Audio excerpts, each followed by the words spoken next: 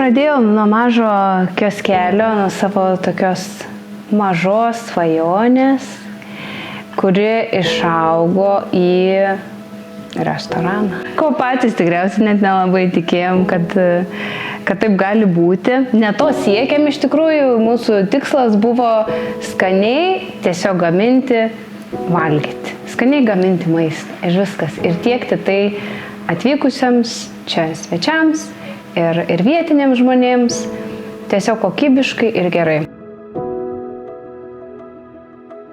Ir išaugom ir tas yra labai smagu ir mes labai džiaugiamės ir per tos vargus vis tiek surasdavom vasarą dar laiko ir pasidžiaugti, kad kaip iš tikrųjų yra smagu, kad tiek žmonių daug ateina, kiek esam susipažinę su daug žmonių ir jie labai noriai mumis palaiko, skatina, motyvuoja siekti toliau, tęsti tos darbus savo ir mums tas yra labai svarbu iš tikrųjų. Ir kad žmonės sugrįžta ir kad jie nori pas mumis valgyti. Ir kodėl jie sugrįžta, gal dėl to, kad mūsų verslas nėra tiesiog apie pinigus ten, kad mes pasidarytume turtingi, uždirbtume daug pinigų, bet kaip nuo pradžių norėjom tiesiog skaniai gaminti maistą, tai tą žmonės ir jaučia, kad tai nėra daroma tiesiog bet kaip, o kad įdedam labai daug širdies, labai daug savęs.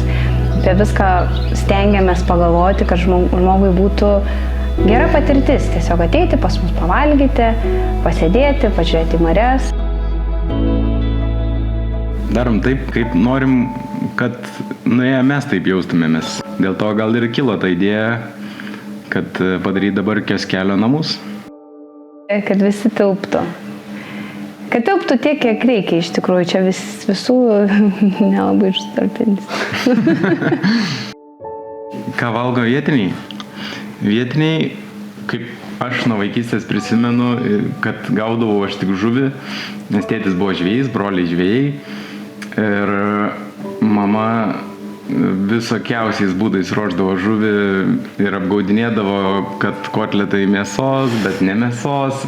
Aš viską žinodavau, kad ir mažas buvau, bet aišku, jie būdavo labai skanus, bet tiesiog man tas melas labai nepatinka.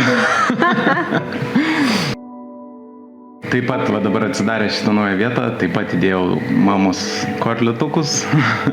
Žuvies. Žuvies, jo. Nemeluosim žmonėm, kad mėsa, ten žuvis. Čia atvažiavę žmonės, aš manau, kad tikisi gauti žuvies, nes mėsos tu gali gauti daug kur mieste, tu gali gauti, dažniausiai tu ir gauni mėsos, o žuvies tai jau ne visur. Labą dieną. Labą dieną. Na, penktadienio. Mes šiandien norėjome, mes šiandien valgyti. Na, vablem. Nėra kam dirbti. Tai šiemet atsidarėm savo kioskelio namus, kurie yra jau su stogu virš galvos. Turime ką pasiūlyti žmonėms, svečiams prisėsti ir viduje. Ir turim lauko terasą ir turim vieną gražiausių vaizdų tikriausiai, kur nėra jokių automobilių.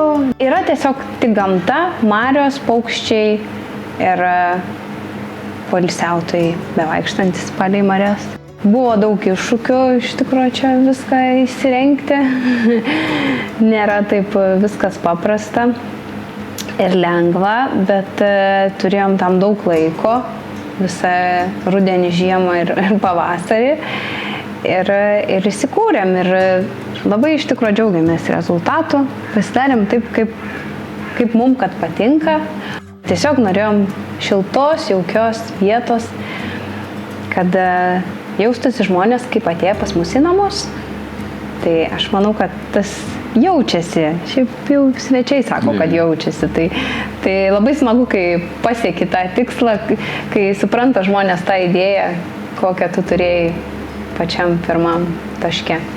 Mūsų meniu nėra labai didelis, bet tiesiog gaminam tai, ką patys mėgstam, ką žmonės pamėgo, mažajam kioskelį, tai tikrai to nežadėjom atimti. Ir negalėtume iš tikrųjų to padaryti. Mums neleistų.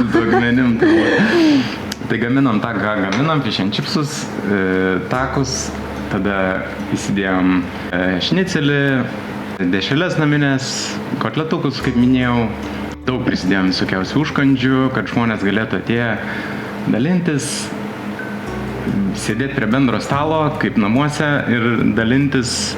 Iš skirtingų lėkštučių, ragautų, skirtingų skonių.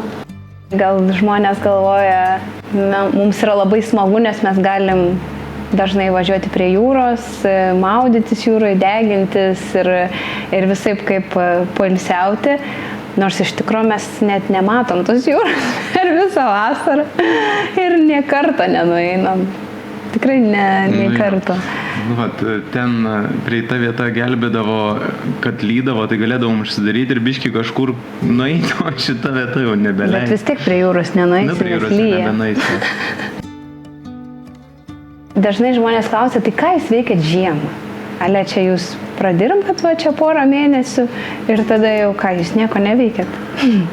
Tai mes esam skaičiavę iš tikrųjų valandas, kiek pradirbam per vasarą valandų, tai tiek pradirba įprastas žmogus per visus metus. Tiesiog mes tai pradirbam per 4 mėnesius. Tai aš manau, kad esam jau tada žiemą biškį nusipelnę paatostogauti ir nieko neveikti. Kai maksimumai būna eilės, kai būna daug žmonių, tada jau reiškia sezonas prasidėjo, nes taip tai žiemą nueini, tai būni dažnai vienas pats. Man sezonas prasideda, kai miškai visi sužaliuoja, man toks jau atrodo, vat jau jie toj visi pradės čia važiuoti. Ir jis labai greitai įsibėgėja tas sezonas, labai greitai. Ir tada labai greitai ir pasibaigia iš tikrųjų. Čia žiūri Liepos pradžia, rugpjūčio vidurys ir viskas. Jau tu vienas pats vėl čia. Vaikštai visur, maksimui.